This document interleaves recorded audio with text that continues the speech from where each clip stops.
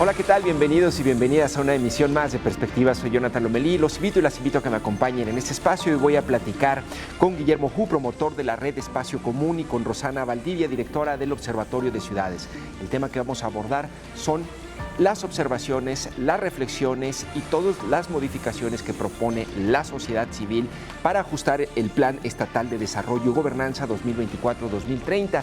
Y sobre todo también vamos a discutir, a debatir, a entender para qué sirve este documento clave para los próximos 6 años del gobierno del Estado de Jalisco y cómo impacta en la vida diaria de cada uno de nosotros y nosotras. Comenzamos Perspectivas.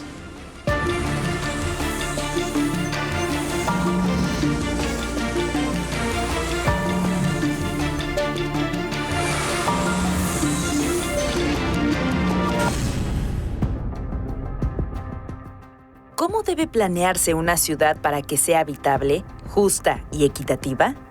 ¿Qué rol juegan la vivienda y la movilidad en el combate a la pobreza? ¿El Plan Estatal de Desarrollo y Gobernanza 2024-2030 es una herramienta que responde a estos desafíos? Para debatir sobre este tema, hoy en Perspectivas recibimos a 2 especialistas con trayectorias sólidas en los ámbitos económico y urbano.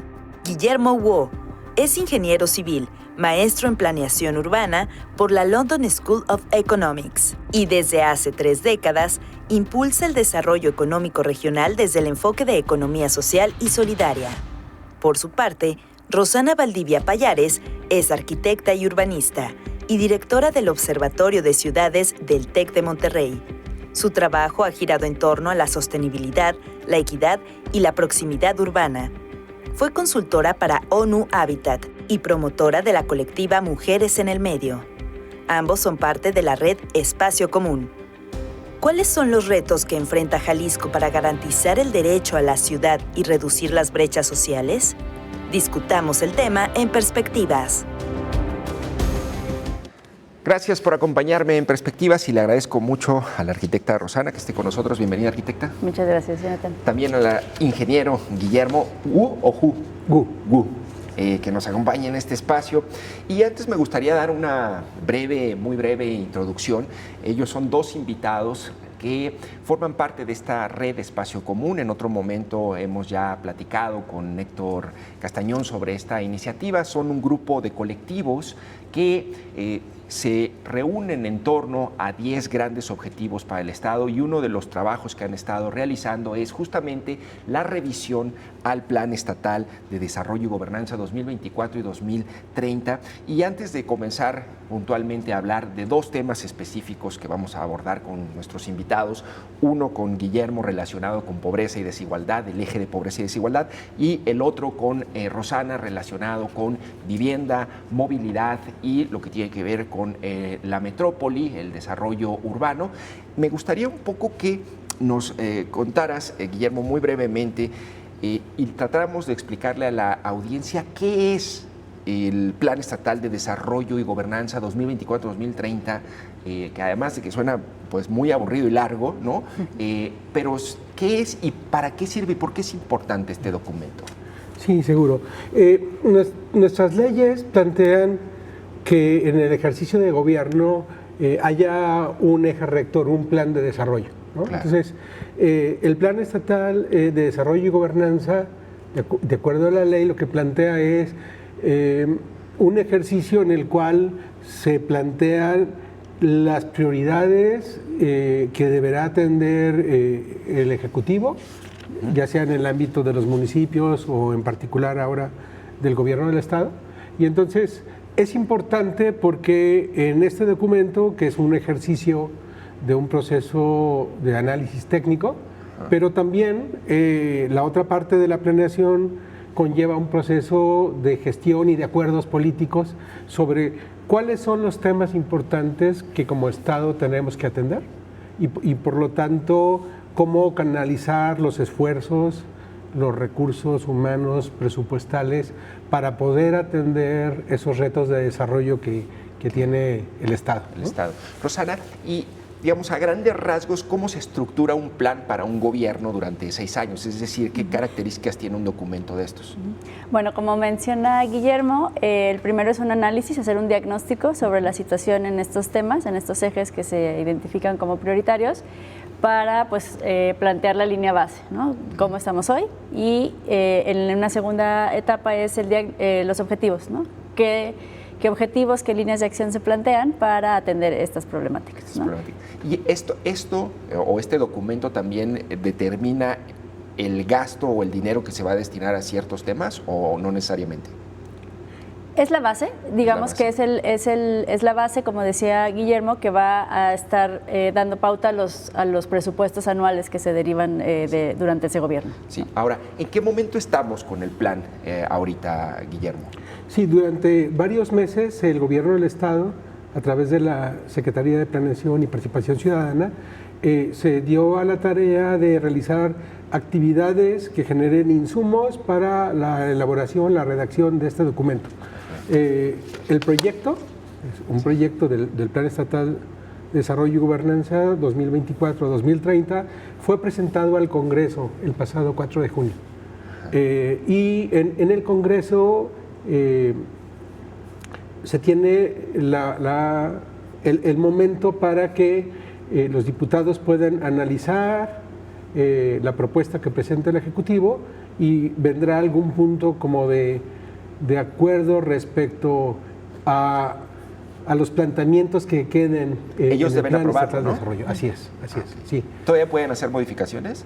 Están en la posibilidad de hacer observaciones y de que, a final de cuentas, es que es un instrumento del Estado, y por lo tanto los poderes, tanto ejecutivo como el legislativo, pueden democráticamente acordar esa ruta, porque una vez definido el plan, se establecen las líneas programáticas de la acción pública. Claro. Y por lo tanto de la asignación de los recursos públicos presupuestales para que los gobiernos hagan sus tareas. Claro, ahora me gustaría un poco insistir y contextualizar al auditorio que el trabajo que ustedes están haciendo es muy importante, porque son ciudadanos observando este plan, revisándolo, haciendo apuntes con un análisis técnico, con personas competentes, para que los diputados en todo caso puedan hacer también las observaciones, y el gobierno del Estado reencauce, modifique, ajuste o elimine o adicione cualquier elemento que sea necesario para que podamos, digamos, incluir la voz ciudadana en la planeación, en el gasto y en general pues en un mejor ejercicio de gobierno con impacto positivo para los ciudadanos. Antes de entrar ya con lo más puntual de cada uno de sus temas, me gustaría, Rosana, que me dijeras, en términos generales, cuál es el diagnóstico que hace el plan, ¿no? Y qué prioridades se establece, ¿no? Digamos, en un término en un aspecto general, supongo que, digamos, sé que te has enfocado en una parte concreta, pero en términos generales me imagino que lo has revisado todo, ¿no? A mí me ha tocado revisar más la parte del desarrollo urbano, la parte que tiene que ver con vivienda, con movilidad. Lo que observamos es que el diagnóstico es muy reducido, muy acotado, digamos, sobre todo con algunas faltas de evidencias, de numeralias que nos ayuden a también establecer metas claras de los objetivos, ¿no? En tu opinión, Guillermo, o más bien en tu lectura, ¿cuál es el diagnóstico general del plan y qué prioridades se establece? Bueno, es amplio. Es muy amplio. ¿Cuántas páginas son? 450 páginas. Bueno, tenemos tiempo. De las cuales las primeras 50 páginas describen qué es un plan y cómo es que se hizo este proyecto, ¿no? Okay. Es interesante como verla, pero coincidiría con Rosana en el sentido de que para cada uno de los ejes rectores que se proponen para este plan, se establece un apartado muy pequeño y reducido y simple de diagnóstico, en donde se dicen como cosas buenas que tenemos, que hemos logrado como avance. Se menciona de manera general como los retos, los problemas, y luego Es decir, tenemos muchas ganas de hacer las cosas bien y un futuro bonito para los niños y las niñas, ¿no? Y eso es una constante en todos los ejes, ¿no? Sí, así es. Sí. Okay. Pues raro, ¿no? Porque sobre todo en una época en donde justamente lo que sobran son indicadores, estadísticas e información al respecto, ¿no? Me gustaría que comenzáramos, si te parece, Guillermo, con lo que te corresponde a ti, que me parece muy interesante, relacionado con la política social, ¿no? ¿Cuál es, digamos, el diagnóstico o la lectura y análisis que tú haces de este apartado, en donde hay un montón de temas bien importantes, que es no nada más la pobreza así vista como la pobreza en sí misma, sino todo lo que está relacionado, como los salarios, ¿no? Y como el empleo, y todo lo que tiene que ver con las políticas de desarrollo social, más allá de nada más decir pobres y ricos, Guillermo. Sí. Yo he estado en esta experiencia de redactar, fui funcionario del gobierno de Jalisco allá en 1997, 2002. Conozco de lo que es este proceso, no es fácil, claro. Pero digamos, hay una preocupación para que a la hora de plasmar en un documento, dejar como un espacio para que todos los sectores de gobierno estén reflejados en el plan, para que luego entonces haya un marco de acción y programas y presupuestos para las dependencias del gobierno, ¿no? Sí. Entonces, eso es como una camisa de fuerza que nos obliga a que algo deben de aparecer en alguna parte. Claro. El punto es, en asuntos realmente estratégicos, cómo no perder lo importante con la necesidad de que se cumpla este otro requisito, ¿no? Entonces, refiero para el eje 2, que es el eje de Jalisco crece para todos y para todos. Voy a leer el primer párrafo que me parece bien. Dice, el sector desarrollo social articula esfuerzos para reducir la pobreza y la desigualdad, además de garantizar el acceso efectivo a derechos fundamentales como la educación, la salud, la cultura, el deporte y la justicia social. Cada avance, cada sección, cada proyecto refleja nuestro compromiso con una transformación que apuesta de manera decidida por una sociedad más humana, solidaria y resiliente. Con la fuerza y determinación que caracterizan a Jalisco, avanzamos con paso firme hacia un estado donde el bienestar no sea un privilegio, sino un derecho garantizado para todos y todas y todos. Esto está en la página 111 del proyecto, del documento que entregaron al Congreso. La redacción me parece bien, ¿no? Si como sociedad vemos el imperativo moral de que no debe haber pobres y desigualdades, de repente la manera como se plantea en el documento, yo encuentro omisiones graves, ¿no? Por ahí, en estas circunstancias de país, no es normal, por ahí diría una autora, no es normal que quien trabaje sea pobre, pero sucede en México. Sí, claro.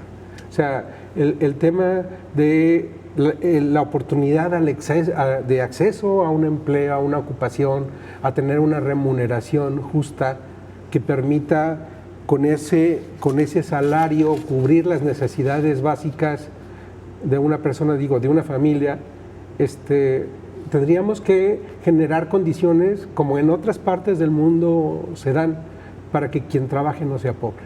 Y en esta definición se omite el tema del empleo y del salario. O sea, como que no hay una asociación, vamos a atacar la pobreza y la desigualdad, pero no hay una asociación directa con esto.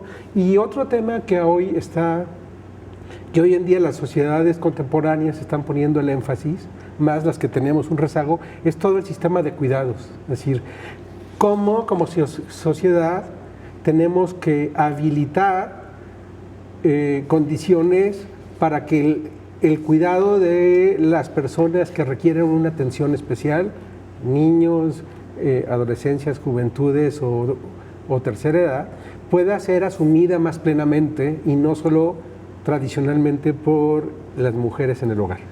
Porque eso tiene una afectación a las perspectivas de desarrollo. Es decir, esos 2 puntos están, digamos, los omitieron, no están contemplados. No aparecen y es bastante extraño porque de alguna manera implementar un sistema de cuidados lo que pretende es justamente asegurar la atención adecuada a los distintos grupos vulnerables y por otra parte asegurar condiciones de equidad para que hombres y mujeres puedan tener acceso a una ocupación, a un empleo remunerado, ¿no? Claro, pues hasta aprobaron recientemente una ley de cuidados y hay toda una política municipal y estatal. En este capítulo no lo encontré y me parece que uno habría que analizar bien todo el documento o 2, darnos la oportunidad de decir cómo incorporamos esto en esta visión de desarrollo. Claro, eso sería importante que tomen nota los diputados. Y el otro punto que me parece importante es salario y empleo. ¿Qué elementos de esos 2 indicadores deberían ser contemplados para relacionarlo y verlo integralmente con el fenómeno de la pobreza? Sí, confieso que como nuestra cultura mexicana tiene un problema, no sé cómo se vive en otros países, pero hay siempre un riesgo cuando el gobierno sectoriza las cuestiones, porque la realidad es más compleja que los temas sectoriales. Y por lo tanto, desde una política social que busca la superación de la pobreza y reducción de las desigualdades, ¿cómo logramos una inclusión de la gente en los procesos de desarrollo? Pues es generando habilidades, conocimiento para que tengan acceso a mejores empleos, mejores salarios. Y una parte importante que no vemos en nuestro entorno es cómo generamos información de un mercado de trabajo, de manera que yo sepa que por un empleo para el cual yo estoy cualificado, resulta que hay tales o cuales empresas que están ofertando empleos con tal nivel de salario. Si yo no tengo información a eso, difícilmente puedo moverme, puedo tener una movilidad social, ¿no? Claro. Eso, en una economía de mercado, pues tú buscas un producto y cotizas desde tu celular, ves dónde compras, dónde vendes, pero en el mercado de trabajo no sabemos dónde hay oportunidades y cómo es que se está dando la valoración del trabajo, ¿no? Claro. Por ejemplo, ese es un aspecto que creo que tenemos como un área de oportunidad. Si queremos en Jalisco ir a la vanguardia, tendríamos que generar acceso a información a los mercados laborales y también el que yo me dé cuenta que un esfuerzo más de preparación, en la preparación técnica, incluso no formal, me ofrece mejores condiciones de trabajo y de salario que decidir ya no quiero estudiar. Entonces, ¿qué sí aborda el plan con respecto a la pobreza, al combate a la pobreza, o cómo lo aborda? Bien, se establece digamos, dentro de lo que se denomina el sector de desarrollo social, se establecen algunas líneas de trabajo que luego son programas del gobierno para poder atender a la población vulnerable en la perspectiva de acceso a la educación, de acceso a la salud, que todo eso me parece indispensable. Sin embargo, no está del todo claro cómo estas otras intervenciones públicas, y públicas me refiero a la coordinación de los niveles de gobierno, pero también al actuar de la población como sociedad civil, ¿no? Claro. Por ejemplo, establecemos como referencia, se redujo la pobreza. Bueno, sí, digamos, los últimos datos publicados por Coneval son a 2022 y entre 2020 y 2022 hubo efectivamente una reducción de la pobreza en todo el país. Jalisco no es una excepción, pero si miramos los últimos 6 años, de 2016 a 2022, resulta que hay más pobreza extrema en Jalisco que en 2016. De repente estos ejercicios de análisis técnico con base a indicadores, pues nos tendrían que dar en el momento, es decir, ¿qué está pasando? Que tenemos ciertos avances y en otras cosas tenemos más retrocesos. En la línea de la pobreza pareciera, y es un hecho, que en las políticas implementadas durante los últimos años realmente en la mejora, el incremento del salario mínimo, por ejemplo, y las transferencias del gobierno para la gente, eso ha aliviado y ha ayudado a superar, a reducir el grupo de población que vive en pobreza. Sin embargo, paradójicamente, por ingreso la pobreza ha disminuido, pero por carencia de servicios ha incrementado, ¿no? ¿Esto qué significa? Es decir, gente que no tiene acceso a servicios de salud, a servicios de vivienda, a una alimentación sana y a ingresos. Son como los 4 líneas de carencias, o la pobreza vista desde una dimensión desde una perspectiva multidimensional. Hay como estas como componentes. Claro.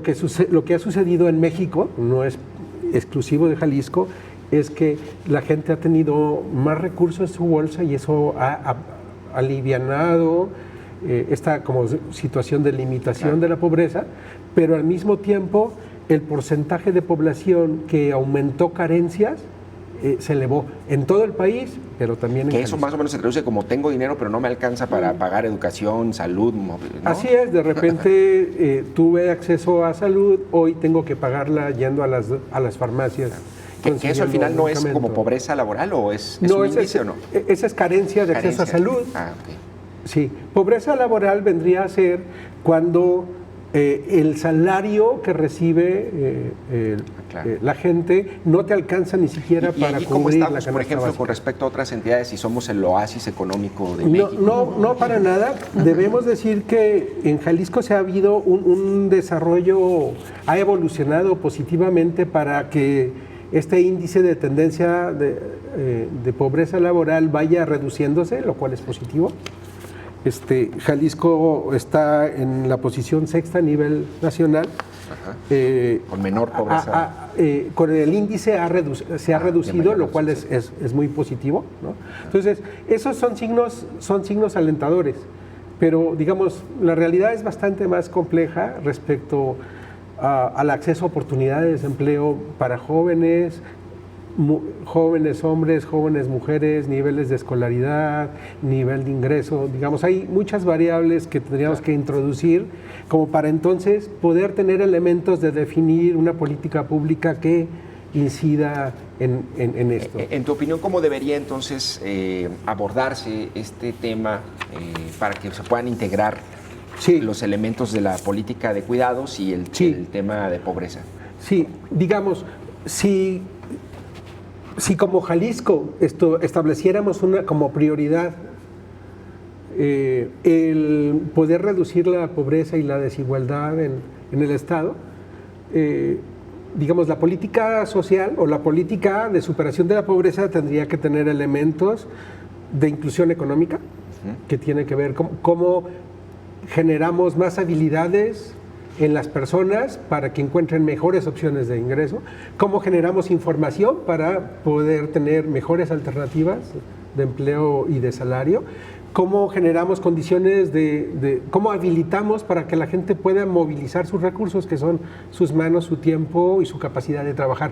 Y un recurso es el impulso a empresas de economía social y solidaria, que son empresas de base comunitaria, que podrían hacerse cargo de procesos de atención de cuidados o de prestación de servicios públicos, por ejemplo, que en otros países es una vía para poder incorporar a la población más vulnerable. Esa es una perspectiva.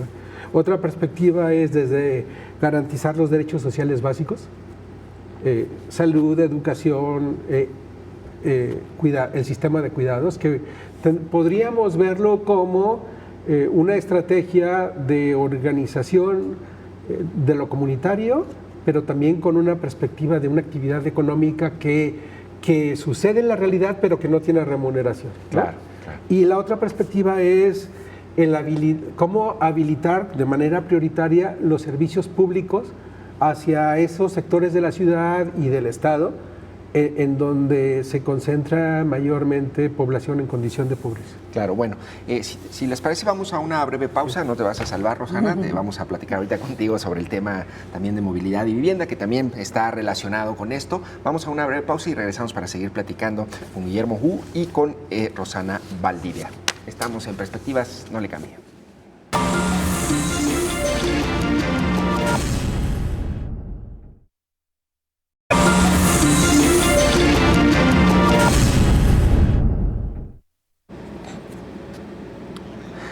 Gracias por seguir con nosotros en Perspectivas. Estamos platicando con Guillermo Hu, promotor de la Red Espacio Común, y también con Rosana Valdivia, directora del Observatorio de Ciudades del TEC de Monterrey. Estamos platicando sobre el Plan Estatal de Desarrollo y Gobernanza 2024-2030. Y en el anterior bloque hablábamos con el ingeniero Guillermo respecto a la necesidad de que este documento de planeación también entienda la pobreza no nada más como un elemento aislado, sino integralmente, en donde se deben contemplar indicadores y acciones públicas para mejorar los salarios, mejorar los empleos y que esto impacte de manera positiva en los ciudadanos. Tenemos indicadores muy claros de que, por ejemplo, el salario profesional promedio en Jalisco está muy por abajo de otras economías en el estado, en el país, como por ejemplo Monterrey, Ciudad de México, y eso lo que habla es de que existe un salario precario, un empleo precario, y es parte de lo que se tiene que abordar y también establecer como indicadores y metas en el Plan Estatal de Desarrollo y Gobernanza. Y otro de los puntos, y también le agradezco que esté con nosotros a Rosana, una disculpa por habernos extendido con Guillermo, pero estamos viendo un tema a la vez, y me gustaría que me explicaras un poco tú de qué te encargaste de revisar, Rosana, puntualmente.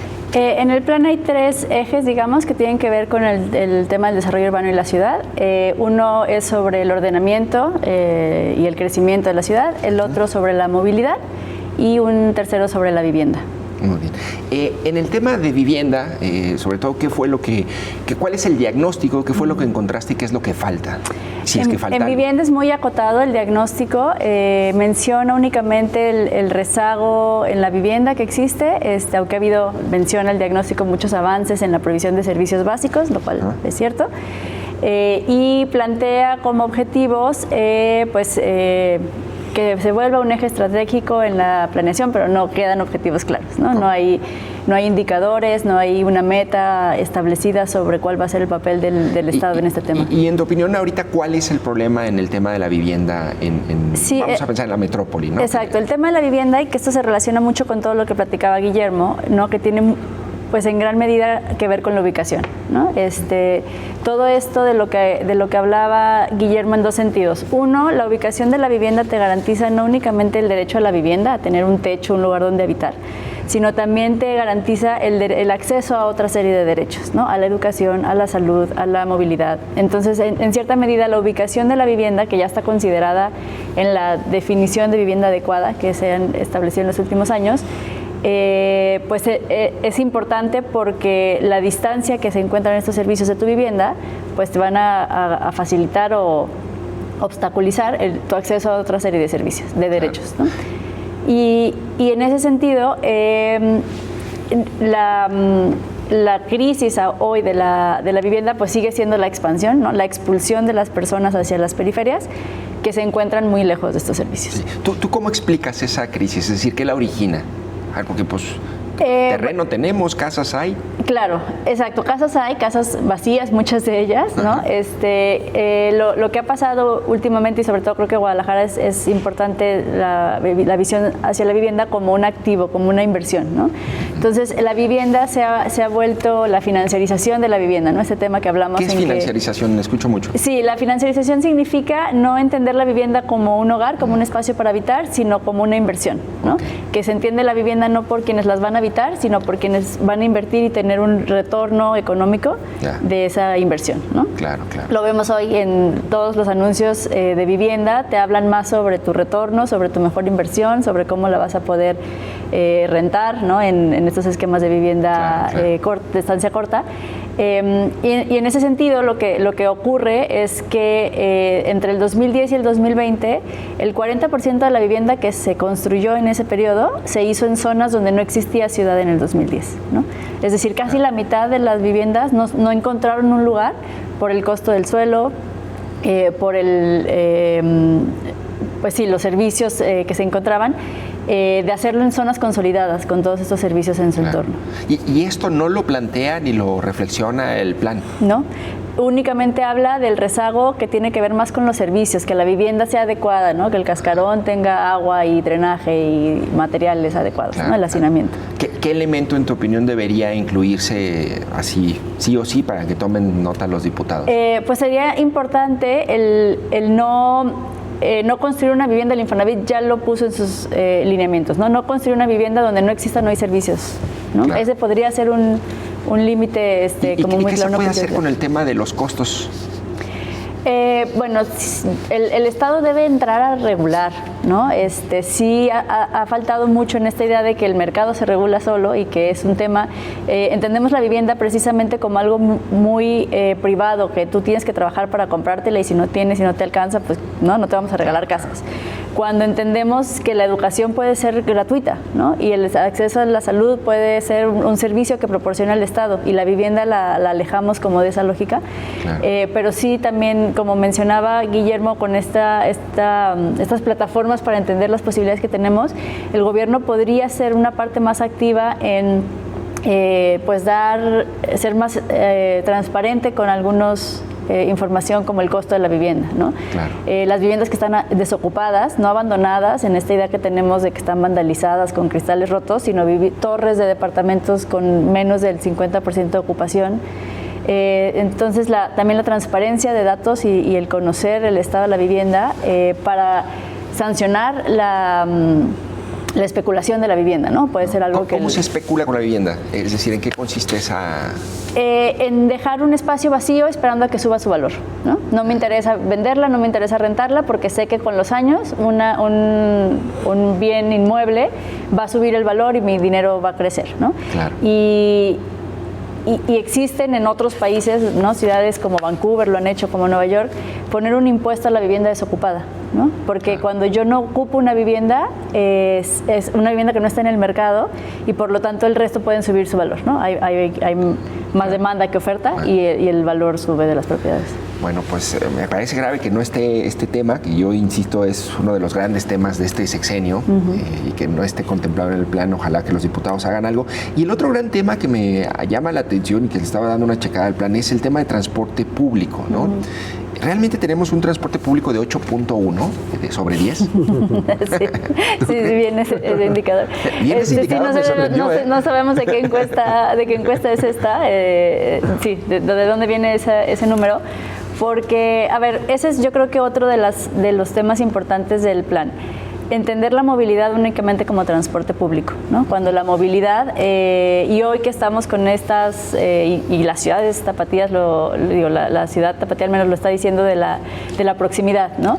Entonces, entender la movilidad únicamente como el transporte para conectar a estas oportunidades de vivienda aisladas, lejanas, que claro que son una solución, ¿no? Pero ya lo decía también Guillermo, el problema de la vivienda y de la movilidad es que entonces el 40% de tu salario se te va en pagar el transporte o el 40-50% se te va en pagar la vivienda, ¿no? Entonces también estos temas no atendidos de la movilidad de la vivienda pues impactan directamente en el tema económico y en la pobreza, ¿no? Y por ejemplo, ¿qué observaciones son las que ustedes o tú o quienes se encargan del tema de transporte harían o van a sugerir a los diputados?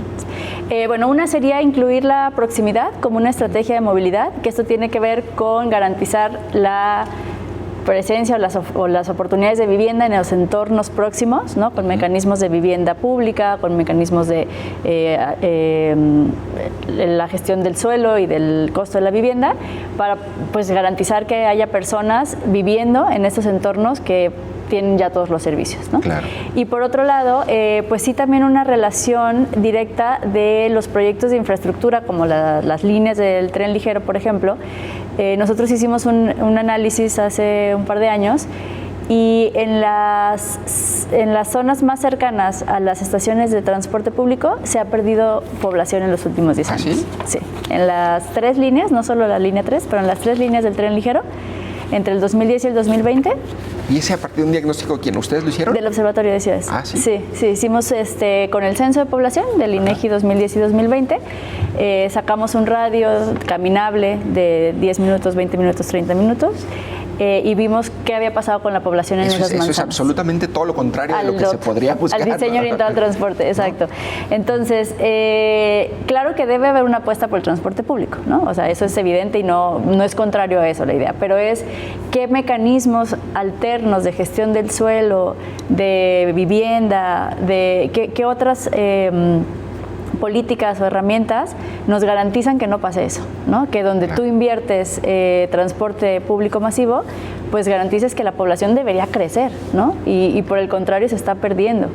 Entonces eso nos parece también muy importante, que el transporte público, claro que debe haber una apuesta, pero no es la única estrategia de movilidad, ¿no? Tiene que ver con el desarrollo urbano, dónde se están construyendo las viviendas, dónde se están llevando los empleos.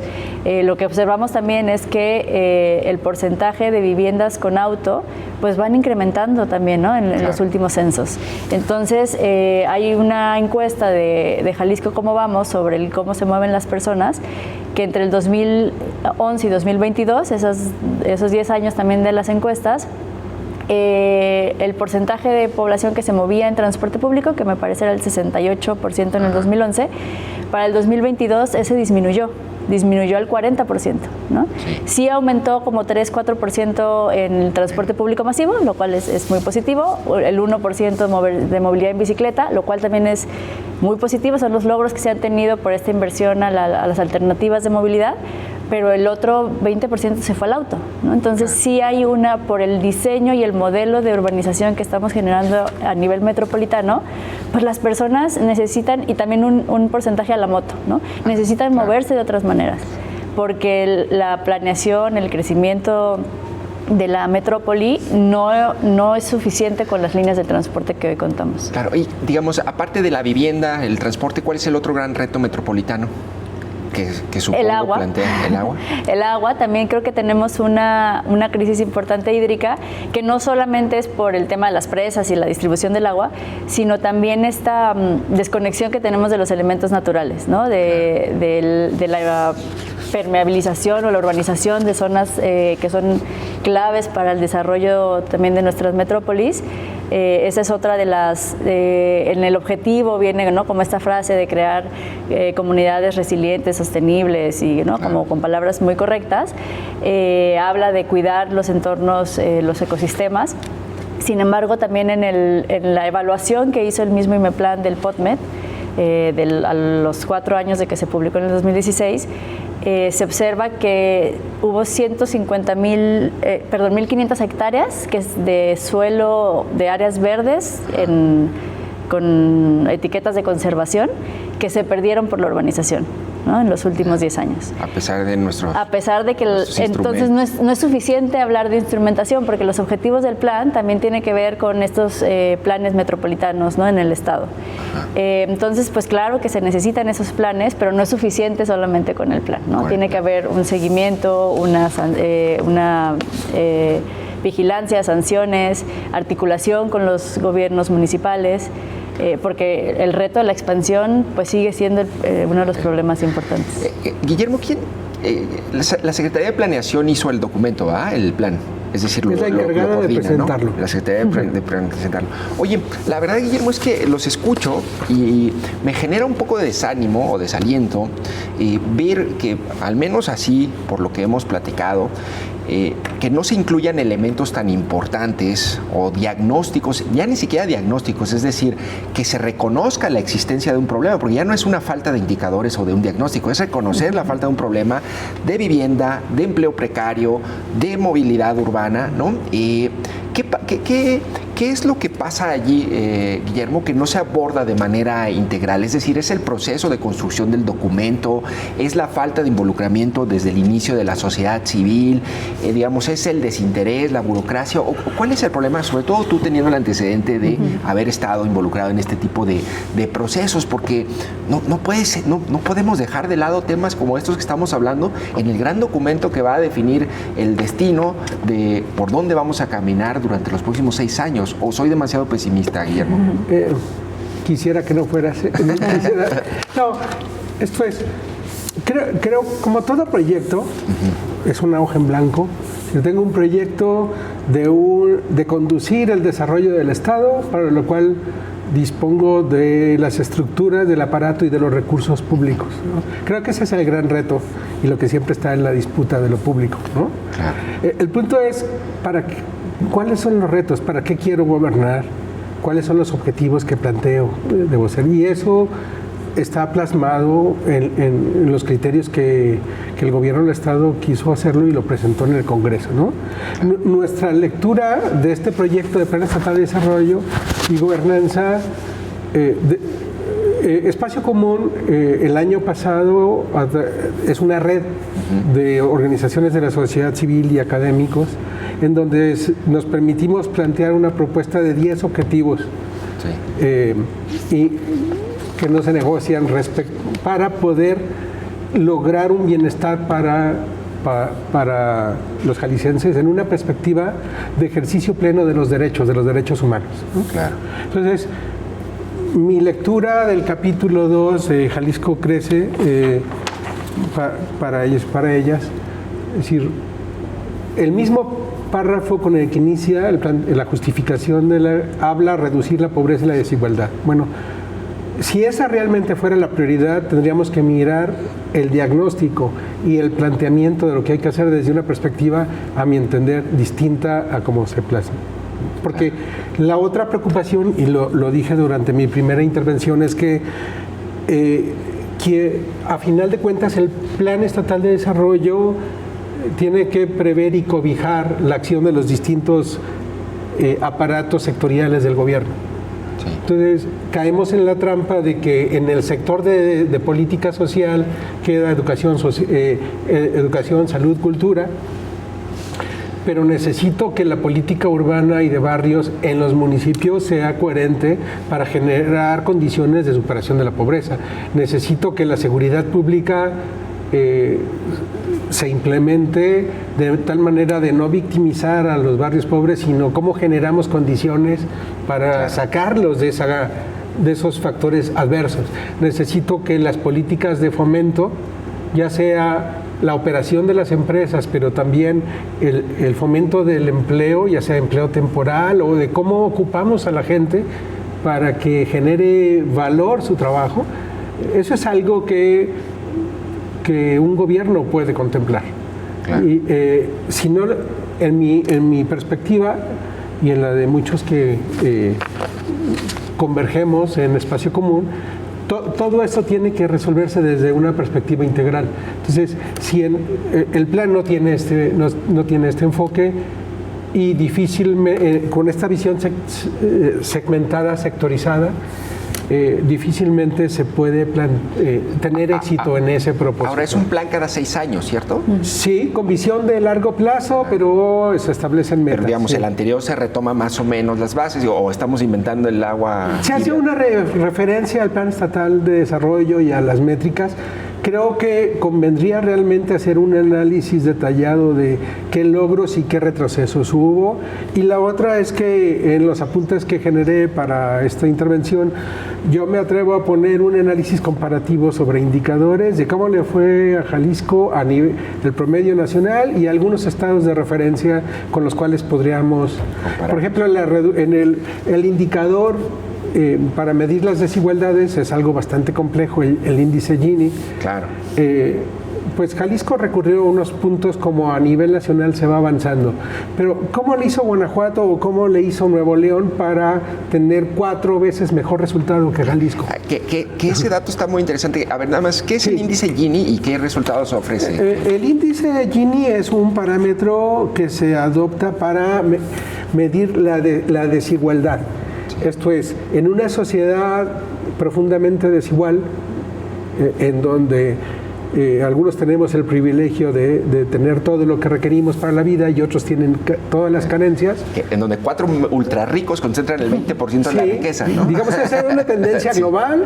Estamos inmersos en estos tiempos, pero el índice de Gini lo que plantea es que el grado, si el valor es 1, es una sociedad totalmente desigual, son 2 mundos, y mientras menor sea el índice, es que es una sociedad que tiene menos diferencias, ¿no? Menos distancia entre el más pobre y el más rico. Como incidir en una política para reducir las desigualdades tiene una implicación como de una política fiscal redistributiva en este país, y esa es una decisión nacional. Pero sin embargo, los gobiernos locales tendrían de echar mano de algunas herramientas para que las desigualdades no se hagan tan patentes en los territorios, ¿no? Por ejemplo, el impuesto predial es una herramienta o el consumo del agua. Es decir, hay quienes consumimos mucha agua, debemos de pagar un valor más alto por esa agua que están dejando de recibir otros. Claro. ¿No?